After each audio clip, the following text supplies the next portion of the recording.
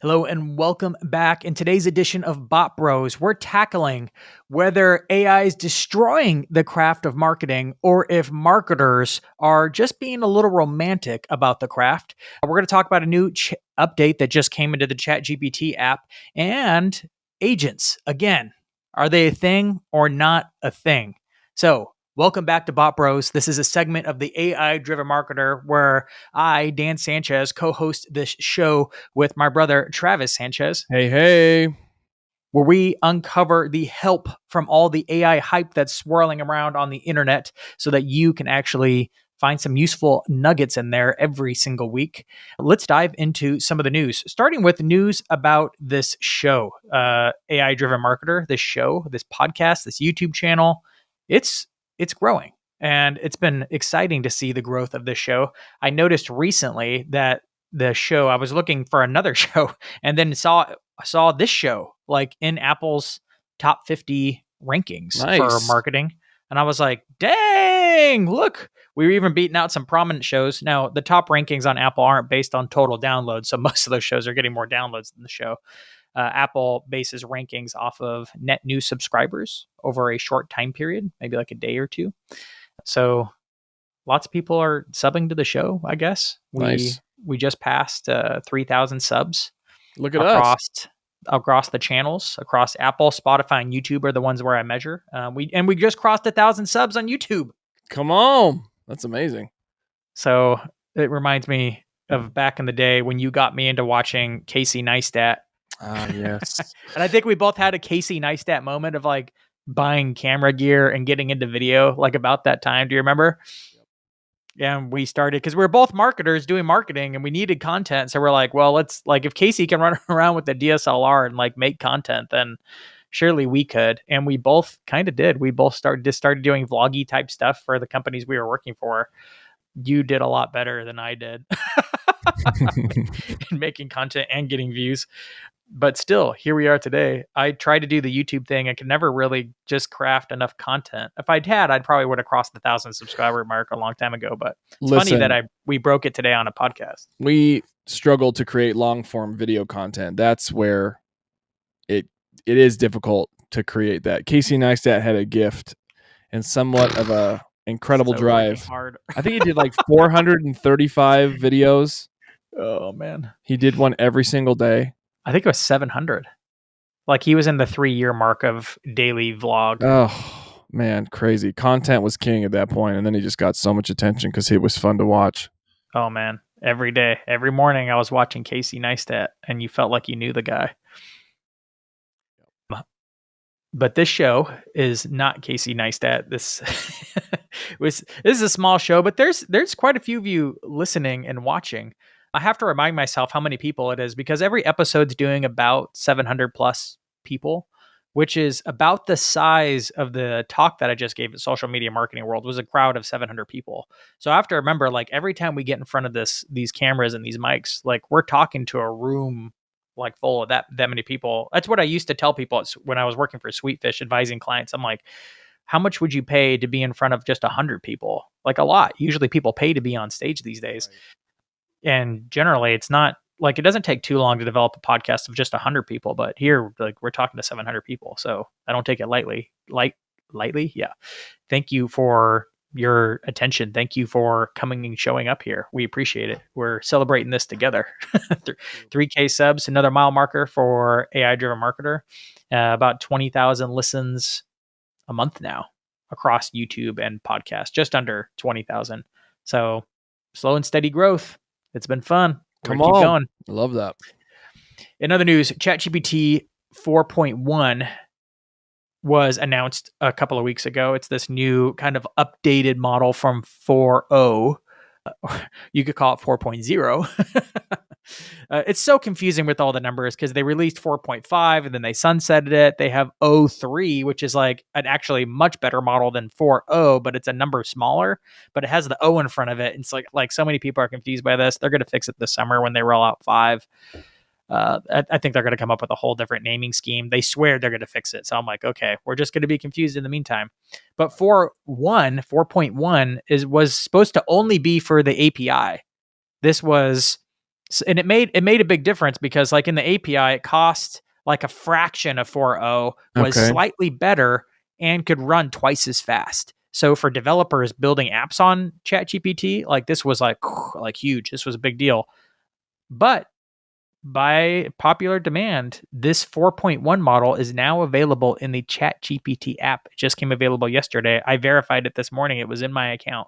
I have not Really? I played didn't with see it it. at all. Yeah, it's under the other. If you go down to the More models. Oh more yeah, there it models, you have is. to click 4.1. model, go to more models, and you will find 4.1 and 4.1 mini. 4.1 is supposed to be better than 4.0, especially for code. It is better at instruction following. So if you're doing data analysis, it might be better. If you're doing code, it's definitely going to be better. I have not experimented with it myself. I don't know if it feels like 4.0, but it's just better. I haven't really used it yet. So I literally just found out about it this morning as I was prepping for this show. Interesting. It does So say great for quick coding and analysis. yeah, that's generally like the one. If you had to know one thing, that would be it. But of course, it's going to be better than more than that. Wow. Okay. So that's the news this week. There's hardly any AI news actually, which is why I'm throwing in a bunch of different things and posts from people this week because it's very quiet week in AI. The reason is because next week is going to be a freaking bomb, right? Because we have Google's big conference next week. Like Yep. we had a conference last week, a few weeks ago from Google, and of course OpenAI tried to steal the show, drop their own stuff. But this one is like one of the biggest announcements we're going to get from Google for the year is from this week or next week. So expect a lot of big news on the next episode of Bot Bros because Google's going to be launching a bunch of new stuff, which means ChatGPT is going to try to steal the show again and announce stuff themselves. And who knows if Grok kinds to come in there and try to do the same thing. I don't know. We'll Bro, I see. wonder how they feel about each one of those platforms undercutting their release updates for their AI programs. I mean, brutal, so cutthroat. Dang, I don't know, man. sharks, man. But it's happened so much that it's just kind of like you could just count on it now. So I'm like, Google, like, just be prepared for it. Like, if you're all going to go in on this, like, just figure it out. Of course, ChatGPT is kind of the leader, and no one really pays attention to Google, and all the Google fans like just hate that. But I'm like, I don't know. I mean, I've said it before, and I'll say it again. Like, I'm not on Google's team. Like, I don't really trust them. I know a lot of people don't trust OpenAI either because they've had a lot of shenanigans going on. But I trust Google less. They've proven to be untrustworthy over a long period of time where OpenAI has done some somewhat shady things or more like suspicious things. I can't say they've actually confirmed shady things quite yet. I don't deny it.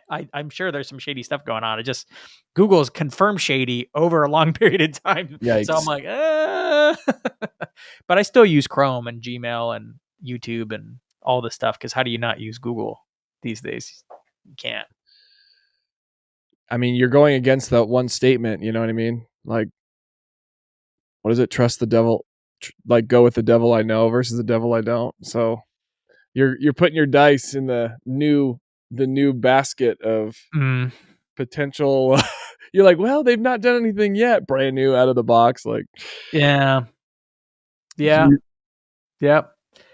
And if anything, I'm like, well, just diversify my data so it's not all sitting in one place. So Google doesn't know everything about me. You know what I'm saying? ChatGPT's got some, Apple's got some, Amazon's got some. Let's diversify the information a little bit. all right. I don't know. That's a good I don't know. argument. That's From a funny. privacy concern, I'm not an expert on the privacy thing. I do think about it from time to time. Moving on to the next news item, saw a post from Ryan Deiss of digitalmarketer.com. I think I've sent you one of his books before, haven't I? Oh yeah. Ryan Deiss? Yeah. Yeah. Man, Ryan Deiss was the man. Like he freaking wrote like the capstone of digital marketing. When he rolled out his course series, maybe like a decade ago, I instantly immediately saw him like, yes, this is the pinnacle of digital marketing. This is the playbook. This is the game. I took all the courses. I made all my students. I had like probably like 15 interns and students working for me at the time. I'm like, this is what we're doing moving forward. You're all taking these certifications. And I paid $500 a month for this program and had them all take it, and they got all certified up, and a lot of them became marketers because of this. So Ryan Deiss was huge, but he posted this just yesterday. He said, "I am retiring." Now, of course, this is total clickbait. He's not retiring. He's essentially pre-announcing a pivot that they're making. And I saw this post and I'm like, of course you are. Because to me, I'm like, yeah, this just confirms that Digital marketing's marketing. changing. Yeah. Like it's all transitioning right now. Digital marketing was king. It is no more. Wow. That's wild. I'm reading his post, which is long, but wow. It is crazy to see him even just say, I'm taking digital marketer. His company is out as well. Like he's taking it off, but obviously it's going to be a pivot. Yeah. It's just going to redirect to whatever the new thing is. But like I've visited just out of curiosity. I go there every once in a while. I've gone to digitalmarketer.com and it hasn't stayed relevant.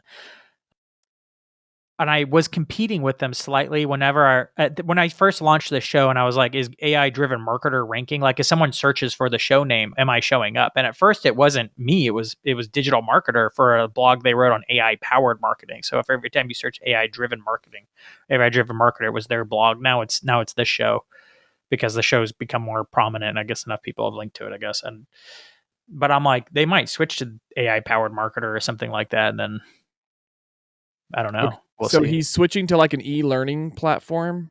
Is that, I mean, that's what I'm. He had an e-learning platform for the whole digital marketer thing that I used to use and run Yeah, all my right. students I through. remember. But he said those are all going to stay up. But pretty soon he's going to announce, probably on Monday, like a big shift to AI something. Maybe I'd love to say it's aimarketer.com. That would be hilarious, from digital marketer to AI marketer, which would be a freaking expensive domain buy because I looked at it and it was expensive. I wonder who has that now. aimarketer.com. I think Ryan Deiss probably has enough money to buy it, you know? Oh yeah, for sure. Oh, right now it's not connected to anything, but it is owned by somebody. So I'm like, he might own it. He's just not directing it there Wow. yet. Times are changing. So that comes along with another post I saw, which we're just gonna skip to that news. I was gonna save this for the end of the show, but I'm like, why not? Let's dive into it now.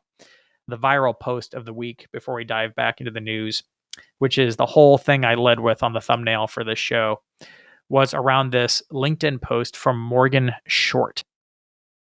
James Carberry sent me this post. I literally woke up and saw this message in my inbox. He's like, "Hey, this would be a good segment for your podcast." And I'm like, "Thanks, bro." I'm literally trying to scrape things together right now because there just wasn't a lot of news this week that matters for marketers. There's always news every week, but most of it's like stupid news that doesn't. It's like big political things, and you're Oh, yeah. like these just don't matter right now for marketers. Maybe if you're a big player in AI, it matters, but for most of us, meh. So this post was really interesting. This definitely was a viral post for LinkedIn. 214 comments, 48 reposts. Like so, and 15 about 1,154 reactions. So this is a viral LinkedIn post. Let me just read it to you, and then we'll discuss it. So Morgan Short wrote, "I think a lot of marketers are worried right now.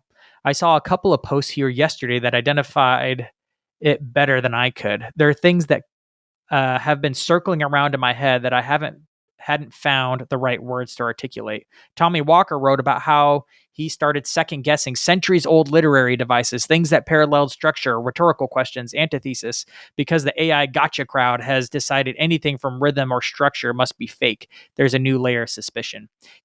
Kyle Lacey shared his concern that AI has the very real potential to replace the pathways we all relied on to learn and grow in this field, the early roles, the grunt work, the hands-on experience that taught us how to think. And I just big sigh because I feel it too. The shift, the ache, the quiet fear that the job we fell in love with is slipping away. Remember when someone handed you a headline and said, make it sing, and you tried and failed and tried again? That's what I'm grieving. The late nights rewriting something that didn't quite land, the mentor who marked up your draft and read and told you why the changes mattered, the slow build of creative muscle that helped you nail taste, timing, and resonance.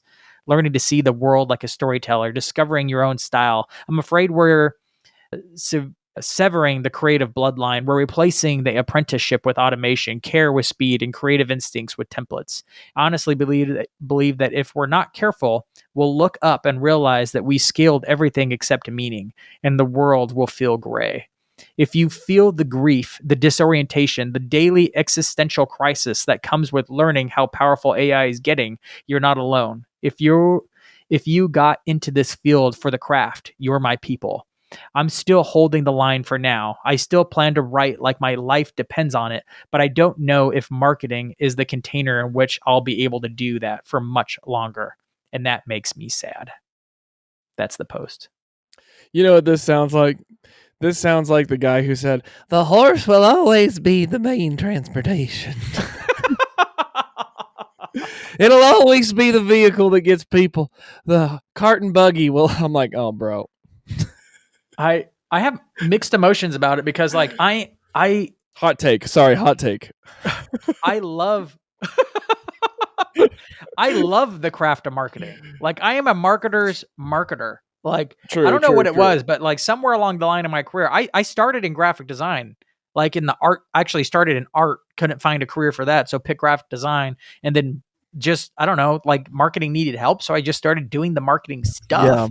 Someone was like, make me a website. So I made them a website. I'm like, what do you want to put on it? They're like, I don't know. And so I started figuring it out. And then I started thinking like a marketer. And then right. I fell in love with that craft. You know what? I take my first statement back about the cart and buggy. It's not the person who's saying the cart and buggy will always last. It's finally the person realizing that the cart and buggy is dying. And feeling nostalgic for it. Oh, there's nothing like the sweet gallop of the horse trotting along the dirt path. There's a reason why Jingle Bells was Dude, talking about an open horse sleigh.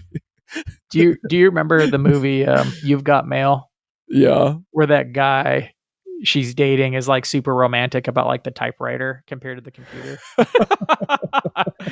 It's kind of like that. Like Yeah. he's like typewriter's last stand kind of guy. I'm like, Oh man. No, I get it kind of.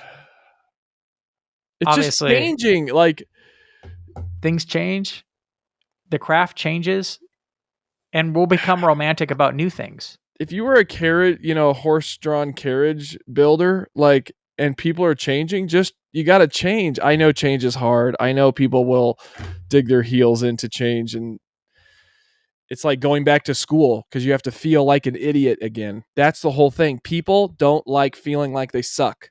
So this girl has clearly, she says she likes feeling the grind, but I'm like, you're having to walk into the next grind and you're complaining like it's too, I don't know, like it's not the same kind of grind. It's exactly the same grind. You have to feel like an idiot when you're messing with AI for the first time. You have to feel dumb when you see incredible people using AI better than you, just like people were doing digital marketing or influence marketing or whatever it was before you. You have to feel that insecurity rise up again to start learning something new, which gets harder as you get older, but not impossible. That's why I love Gary Vee because he's like, And I don't we've care if you're 70, start the company. yeah, I do like that. It still Anyways, reminds me of my graphic design days. I had the privilege of learning from like an old school designer that was like less familiar with the tools of like Adobe and like did most of his design work in his life like cutting paper out, like cutting things out, designing things by hand and then taking a photo of it. Hence it was called it, even in my early design days we called it photo ready instead of print ready because back in the day they would lay it out on a piece of paper and then take a picture of it and that was the cover. that's They'd have to wild. lay it out on a spread. He was in those days, and then he got pretty good at like using Adobe Illustrator. But like he was my professor in college, and I was teaching him in design, not the other way around. He had to come to me to help other students learn how to do InDesign. But he still had a lot of really cool things to share. But if you just look at history, like this has happened over and over. And I Yeah. love like go back at marketing history. I'm a huge fan of this guy named Josiah Wedgwood. He's like the OG marketer. But if you look at history, the thing that I've found over and over again is the marketers who clung to what was true, the fundamentals, human behavior, psychology, all those things, yet leaned into the new thing, almost always did better. Almost always. Every time. Sometimes they were the ones making the new thing.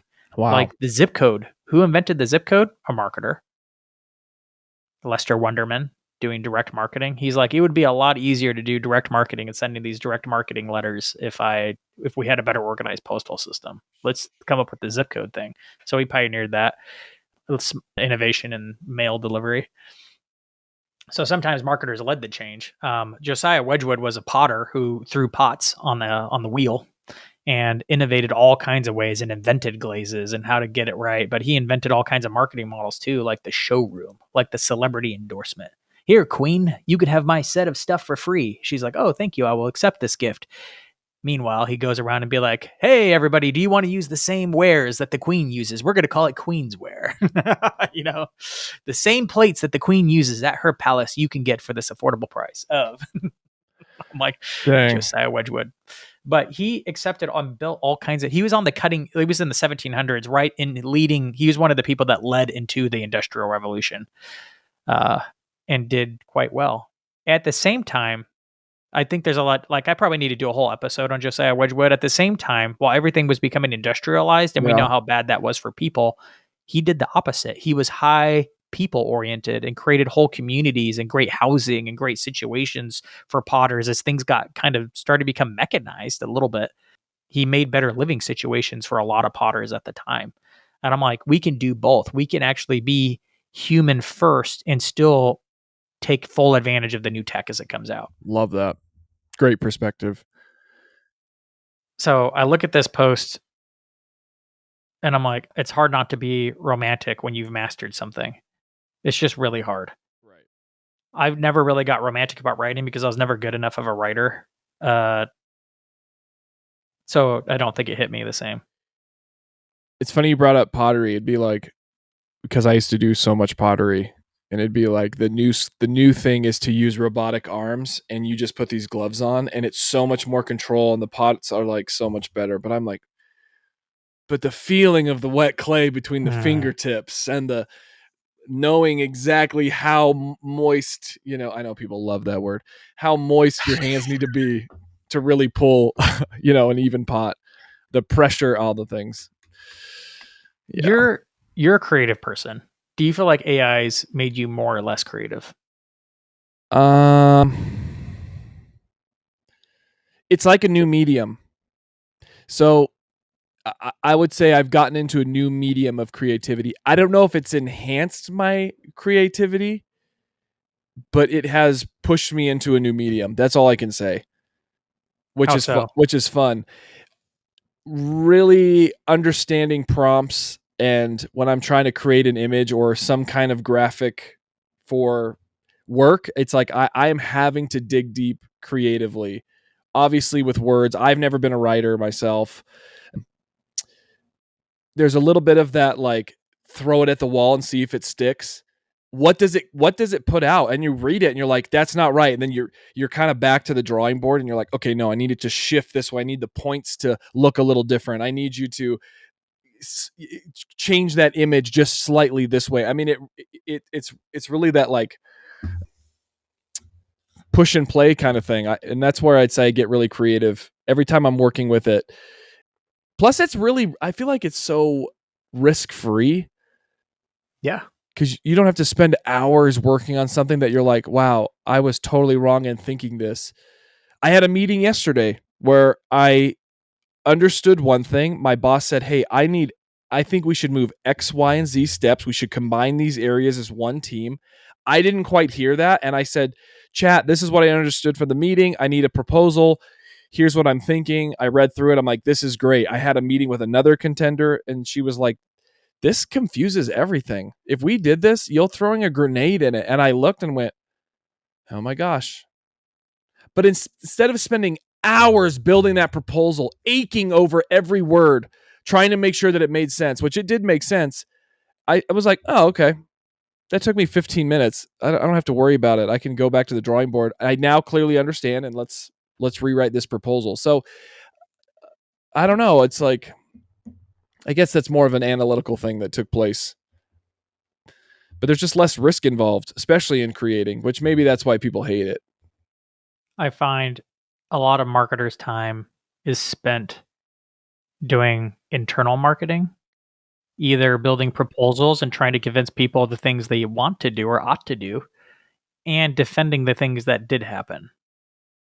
And a lot of time, sometimes like half, it feels like half the time, but maybe it's not that dramatic. But it's a significant amount of time whole marketing teams get spent into convincing people of what they should do or had done in marketing when they could have been doing more stuff that added value to the customer or prospects or whatever, which kills me inside. But I find that AI makes it a lot easier because you can do things like craft proposals really quickly and you could just get it started with like the main thing and give it a few bullet points, and then it fills in. You come back and backfill it where it got it wrong and stuff. Right. But all that kind of stuff was a total time suck before. Not So anymore. now it's done. I don't know. There's so many time saving things. There's so many things that are good. At the same time, I understand people are frustrated by like how much hype there is and how many hucksters are out there trying to like get you, like you can do so much. You're like, no, I can't. Stop saying that. It's not going to build your whole website from scratch. I'm sorry. Like it's not going to do everything for you. Not yet. Eventually. But hopefully, I mean, that's why one of the reasons why people actually like listening to this show is because we're actually like wrestling with it, doing it, trying to figure it out, trying to share what's actually useful, what's not helpful, what's not there, what's not there. And I lost my train of thought where I was going with that, but AI is getting better. And the last thing I'll say about this post from Morgan is that it's a good indicator that people who are really romantic about the craft are now beginning to grieve, because that means that they're starting to acknowledge that AI is becoming so good that things are changing. Wow. Which kind of comes online with that Ryan Deiss post, right? Marketing is changing. There's a big shift taking place. I think we're at the beginning stages of this massive shift. We're not at the end stages. Lots of things are changing. And we don't know exactly what it's going to look like on the other side. Right. But we're all trying to figure it out together, just like we were with digital. It took a long time for Ryan Deiss to come up with his like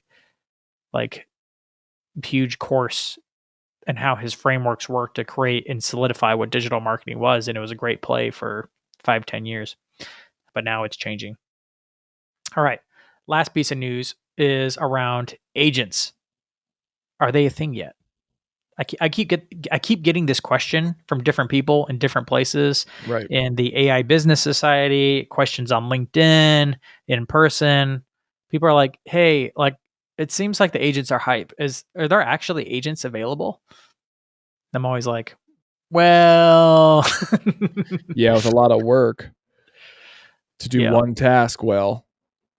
So My no. answer is always all the ingredients are there for them now. But there's not a lot of good examples except for a few. Deep research is probably the best example of an agent we have today. It just does a lot of work, a lot of thinking, a lot of decisions, comes back with a fully executed product. It's really good. That is an agent because it's using lots of tools at its disposal, thinking through things, dropping some things, reevaluating things, and putting together a final report for you, doing a lot of It's like work a in a pre-built few minutes. agent though. Yeah, it is, but it's an agent. It's just a very specialized agent that just does one thing. O3, on the other hand, that new thinking model, it has a lot of number of tools available to it. It can go search the web, it can think, it can take in images, it can give out images. It can also stop and just ask questions if it feels like it didn't Right. get enough information. It can use a calculator, as in it can open up Python and start to calculate things. It doesn't Wow. always calculate correctly, but it has a calculator, a tool it can use. So it's starting to feel agentic in a more general sense. So I think we have all the right ingredients. It's going to take time for developers to string them together into more helpful things. Right. So are we there yet? We're in the beginning stages. And it's exciting. But most of the time when people say agents, it's not an agent. It's just not what they automation think. with some Yeah. AI baked into it. That's it. Yeah. And that's okay. And those are all the videos you see on YouTube of people saying, I've created an agent. It's literally just automations with AI attached to it, like you said. Yeah.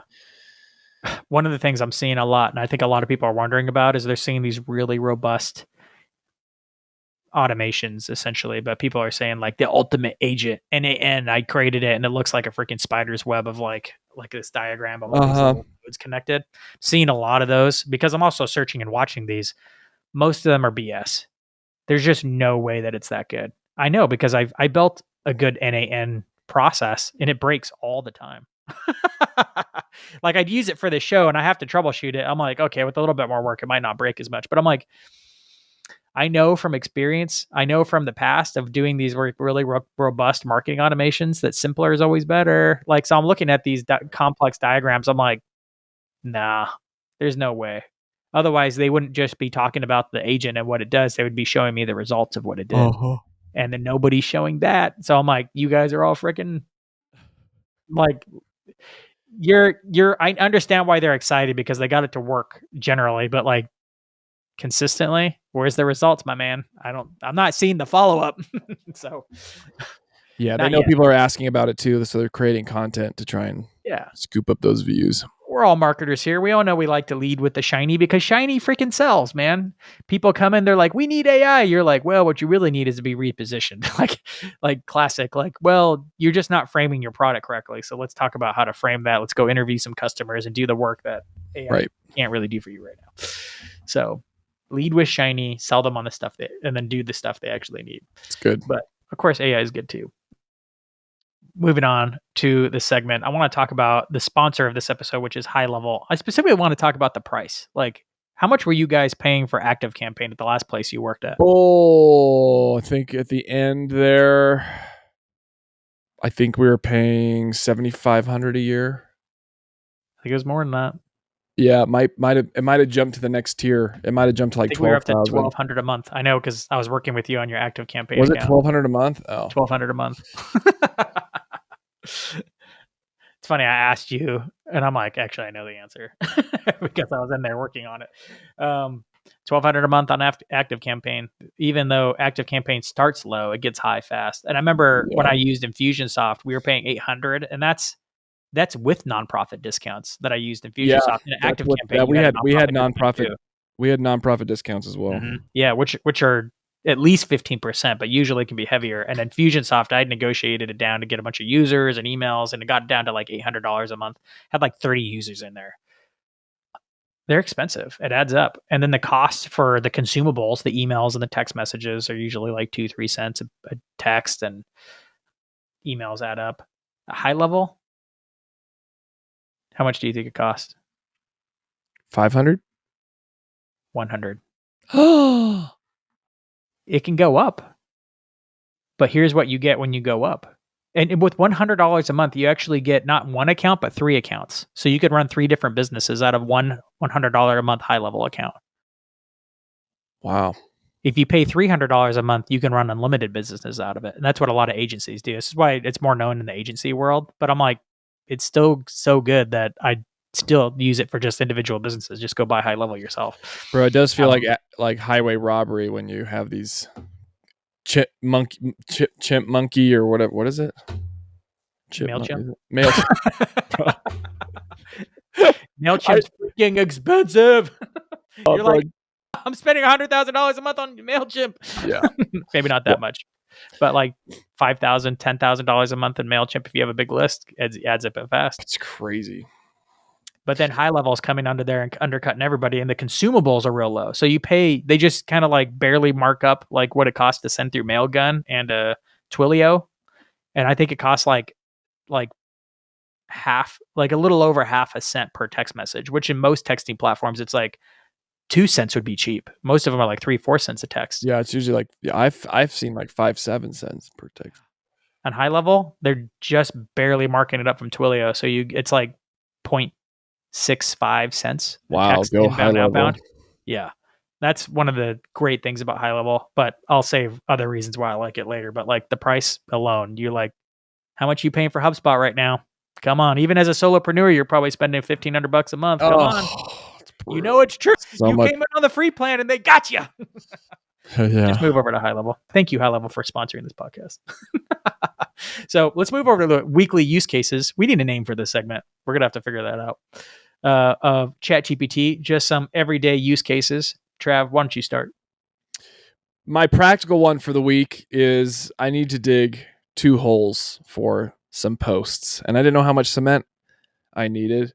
Of course, I called some people that didn't answer. So I'm like, you know what? I'll just ask my other friend, ChatGPT, how much cement will I need for a 2-foot hole that has a 3.5 by 3.5 foot pole in it.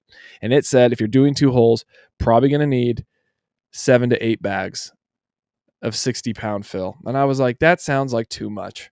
So I went to the store, asked the guy. He goes, meh, 1.5 bags, maybe like per hole. So maybe 3-4 bags. I was like, all right. So I get home.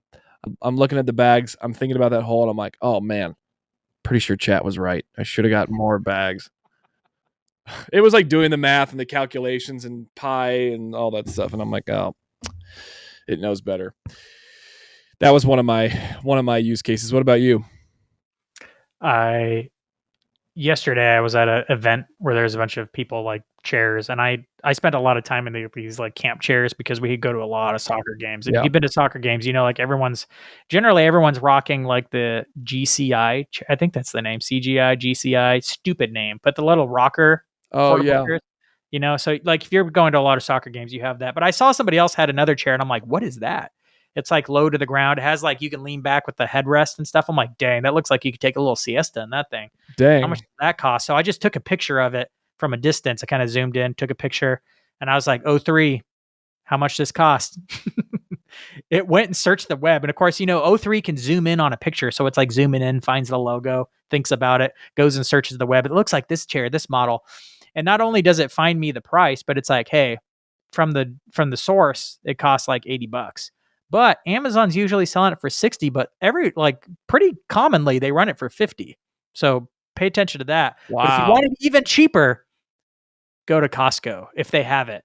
Like, because you can get it for 45 there, and it's the best price you'll find. I was like, freaking, I just asked for the price, but it went shopping for me and found the best deal on the chair. And it was the right chair. Gave me links to Amazon, to the Wow. site. And I was like, man, talk about like every time I go shopping for anything more than like $50, I'm just going to send O3 to be like, price check. I didn't know From O3 now was the on. best thing. I didn't know O3 was the best thing to take pictures of and ask it to search for Oh, certain things. bro. Yeah, it's freaky good. Like you can literally take a picture of just somewhere in a city and be like, where is this? It will freaking Um, find it, dude. People are playing like the Geo game with it. I think I mentioned this on the podcast a while ago. yeah, I you tried it did. myself. I took a picture of a random tower in Nashville. I'm like, what is this? So I took a picture. It thinks about it for 3 minutes. It looks like it could be Nashville. It looks like it could be Dallas. It's like, well, this architecture wouldn't be right for this. And it thinks about it, searches, looks for models, and eventually found the right answer. It's like, Oh, yep, no, this is jeez. Vanderbilt's new medical tower, I think, in Nashville. And it's a big part of their skyline now. I was like, my gosh. Wow. It like cropped in and zoomed. It's like, no, that's definitely Gothic architecture. That's probably it. Wow. It's really Okay.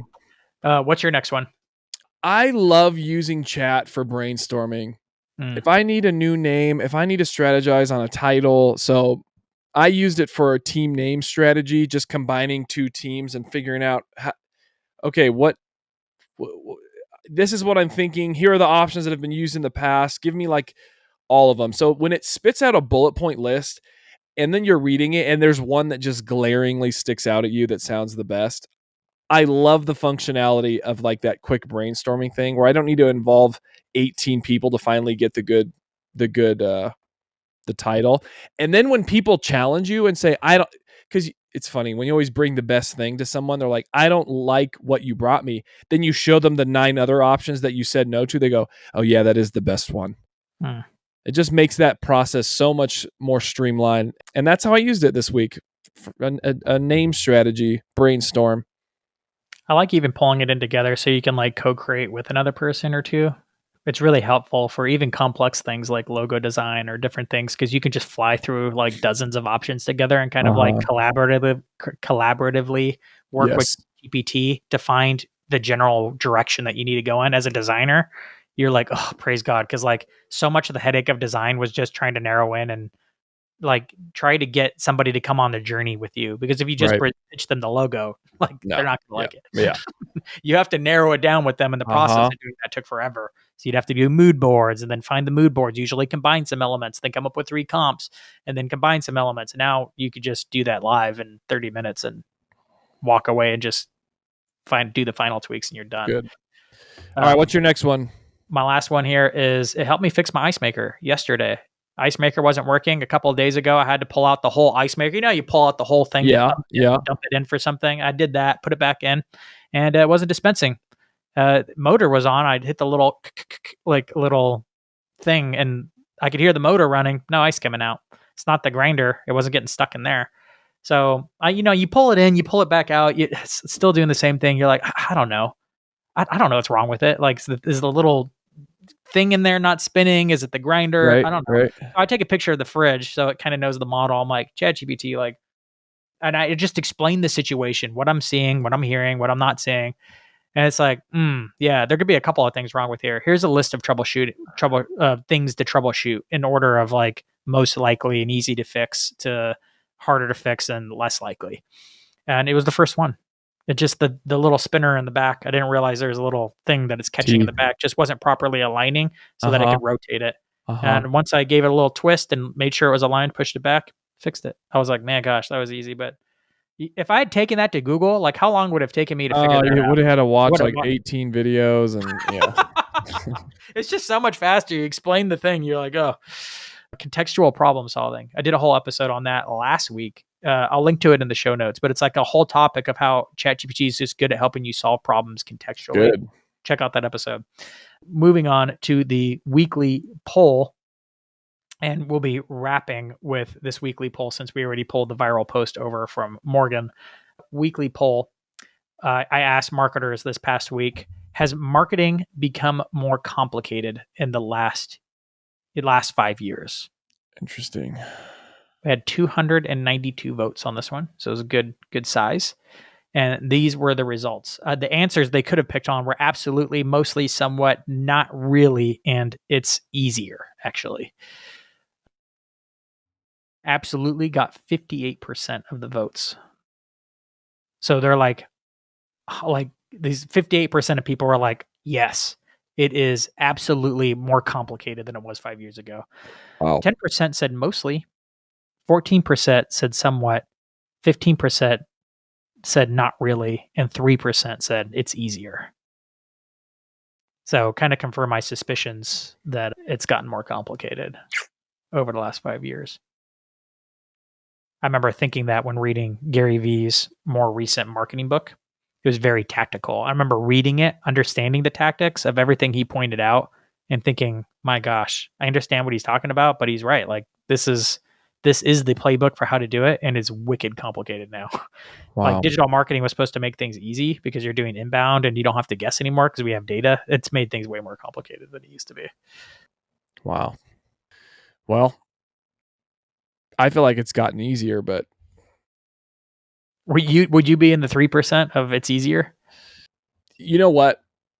To be real vulnerable, writing was my crutch. Writing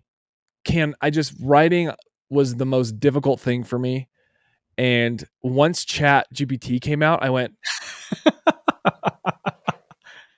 this is it. Because I mean, let's be honest, ChatGPT for writing is, I mean, or not just chat, but like AI in general, that generative creation for writing was like the first thing. And I just went, here it is. I could be a solopreneur now because I have this tool to write. Whether it's creative, whether it's blogs, whether it's emails, whether to fix the tone, to create more casual conversations, it solved it for me. Grammatical errors, I just lacked the attention to detail to make sure that my writing was top notch, and it solved it. So for me, it made it easier. I was terrified to write. It made me I could get up in front of 1,000 people and do a backflip. I don't care, but writing an email and having 1,000 people read it, I was like terrified.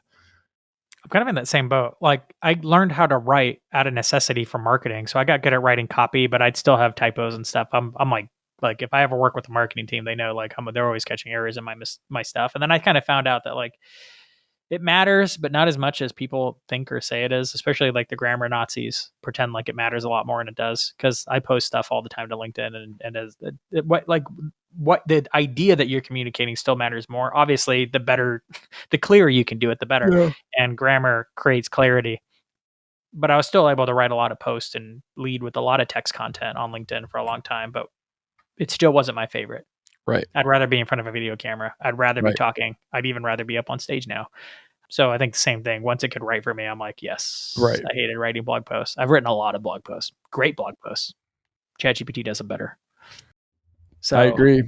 I'd say, like, yes, it's gotten harder, but I'm with you. Like, with AI, it's gotten easier, which I'm so happy about, because before it got harder and harder and harder, and I'm like, finally, like, some relief. Like, AI Uh-huh. is making things easier once you lean into it, and you can do it, Uh-huh. automate it in better ways now. So it's a new world. New world. Things are changing. Things are changing. And hopefully you're listening to this show, getting some takeaways and learning how to change with it, because marketers who lean into the change, yet without sacrificing the fundamentals, are the ones who are going to be leading this whole profession over the next couple of years. So thanks for joining us on the AI driven Wait, marketer. wait, is that the pod? We can't steal that segment from from My First Million, Oh, but okay. Was that the cast? was that the we need to come up with something, okay? But yes, that's the cast. Great.